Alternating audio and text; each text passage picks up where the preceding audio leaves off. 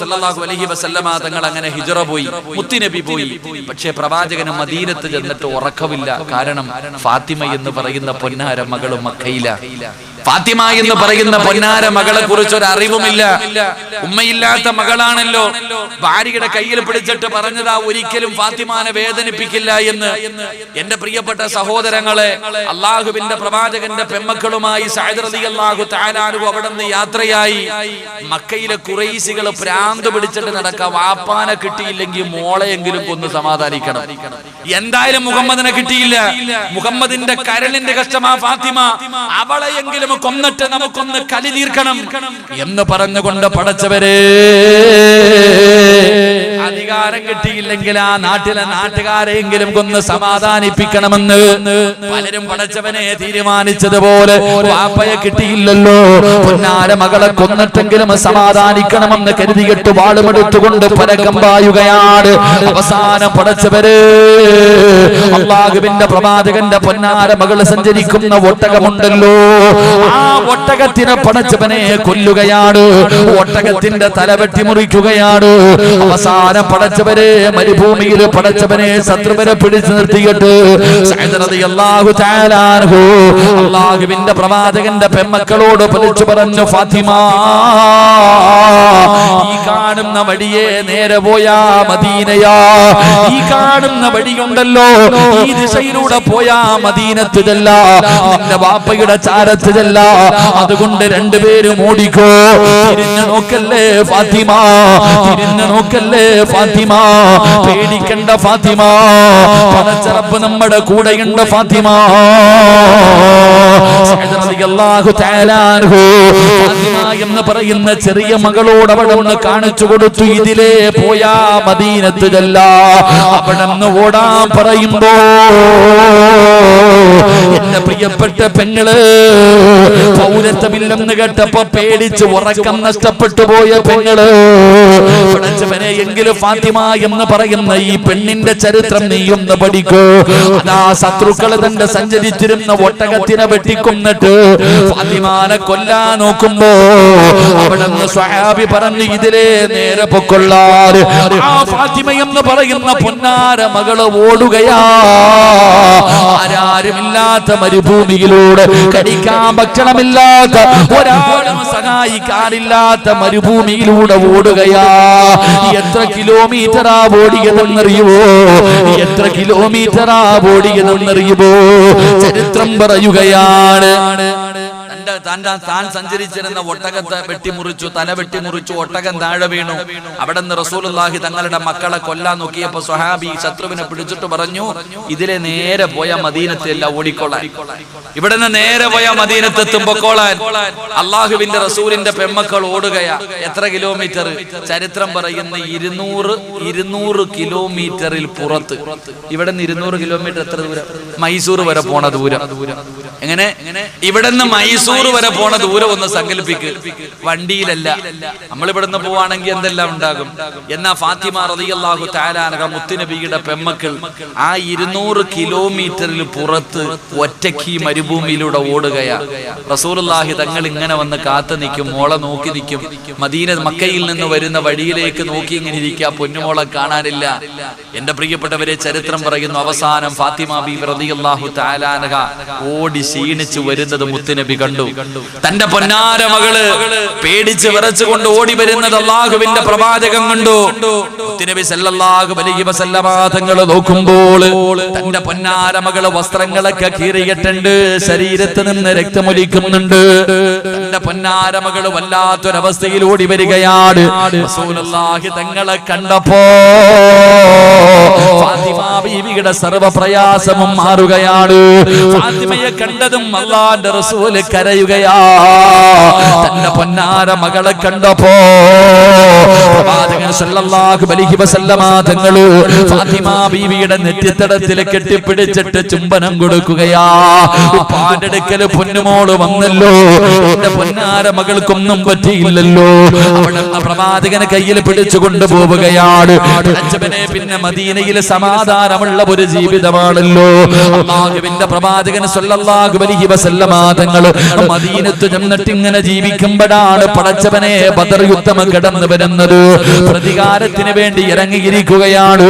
അവസാനം ബദറിന്റെ രണാങ്കണത്തിലേക്ക് സ്വഹാബത്തിന്റെ കൂടെ പ്രവാചകൻ യാത്രയാകുമ്പോ അല്ലാഹുവിന്റെ പ്രവാചകന്റെ പ്രിയപ്പെട്ട പൊന്നുമോള് റുഖിയ ബീവി റളിയല്ലാഹു തആല അൻഹ ഉസ്മാൻ തങ്ങളുടെ ഭാര്യയാണ്, രോഗം പിടിച്ച് കിടക്കുകയാണ്.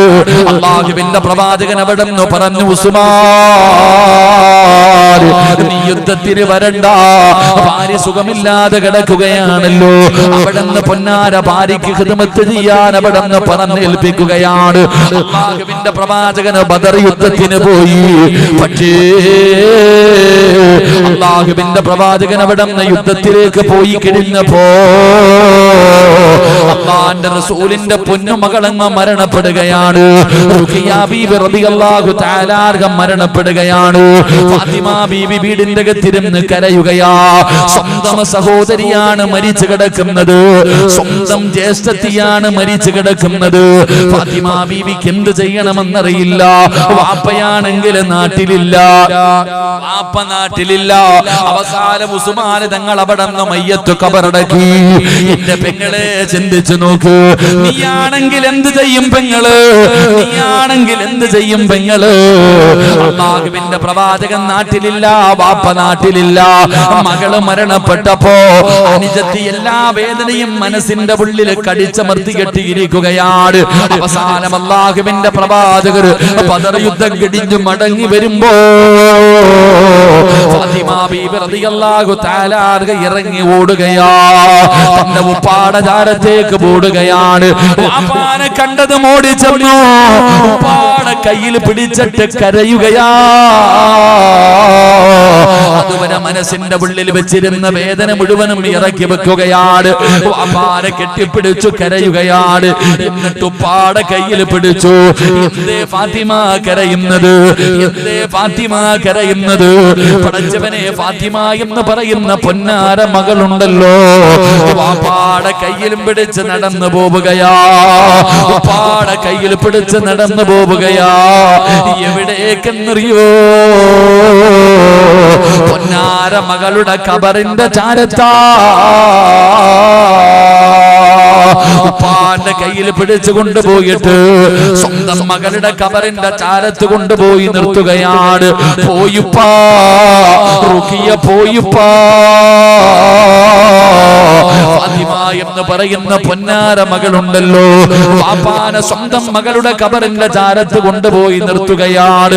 പ്രവാചകന്റെ കണ്ണ് നിറയുമ്പോ സമാധാനിപ്പിച്ചതാരാ? ഫാത്തിമ എന്ന് പറയുന്ന പൊന്നാര മകളാ. എന്റെ പ്രിയമുള്ളവരെ, അത് കഴിഞ്ഞ് പടച്ചവനെ ഫാത്തിമയ്ക്ക് വിവാഹപ്രായമെത്തി. അല്ലാഹുവിന്റെ പ്രവാചകൻ സല്ലല്ലാഹു അലൈഹി വസല്ലമ തങ്ങൾ ഫാത്തിമ ബീവിയെ വിളിച്ചിട്ട് പറഞ്ഞു, ഫാത്തിമ, നിന്റെ ഉപ്പയും ഉമ്മയും ഞാനാണ്, നിന്റെ ഉപ്പയും ഉമ്മയും ഞാനാണ്. നിനക്ക് വിവാഹപ്രായമെത്തി. നീ ഒറ്റയ്ക്ക് ഇങ്ങനെ നടന്നാ പോരാ, നിനക്കൊരു കുടുംബ ജീവിതം വേണമല്ലോ, നിനക്കൊരു താങ്ങ് വേണമല്ലോ. അതുകൊണ്ട് വാപ്പ നിനക്ക് വേണ്ടി ഒരു പുതിയ ആപ്പളയെ തിരയാൻ പോവുകയാണ്. അല്ലാഹുവിന്റെ റസൂൽ ഫാത്തിമ എന്ന് പറയുന്ന പൊന്നാര മകളോട് പറഞ്ഞു കൊടുക്കുകയാ, എന്റെ പ്രിയപ്പെട്ട വാപ്പമാര്, ചെയ്യേണ്ടത് അങ്ങനെയാണ്. പെൺമക്കളോട് നിങ്ങൾ പറയണേ, പെൺമക്കളോട് നിങ്ങൾ അഭിപ്രായം ചോദിക്കണേ. പെൺമക്കൾക്ക് സർവ്വകാര്യങ്ങളും പറഞ്ഞു കൊടുക്കേണ്ട ബാധ്യത മാതാപിതാക്കൾക്കോ. അല്ലാഹുവിന്റെ പ്രവാചകൻ അവിടെ നിന്ന് ഫാത്തിമയ്ക്കൊരു പുതിയ ആപ്പളയെ തിരയാൻ തുടങ്ങി. മദീനത്ത് ഏറ്റവും വലിയ കോടീശ്വരന്മാരുണ്ടല്ലോ, അല്ലാഹുവിന്റെ റസൂലിന്റെ വീടിന്റെ മുന്നിലേക്ക് പെണ്ണ് ചോദിച്ചു വരികയാണ്.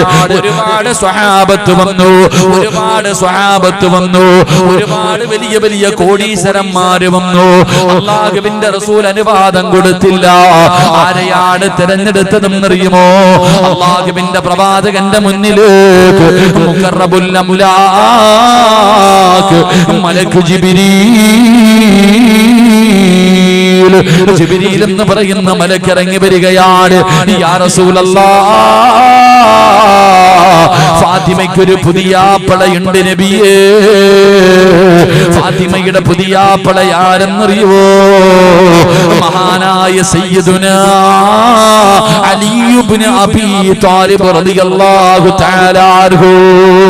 അലിയാര് തങ്ങൾക്ക് കെട്ടിച്ചു കൊടുക്കാറ് ആരാ പറഞ്ഞത്? അല്ലാഹുവാണ് പറഞ്ഞത്.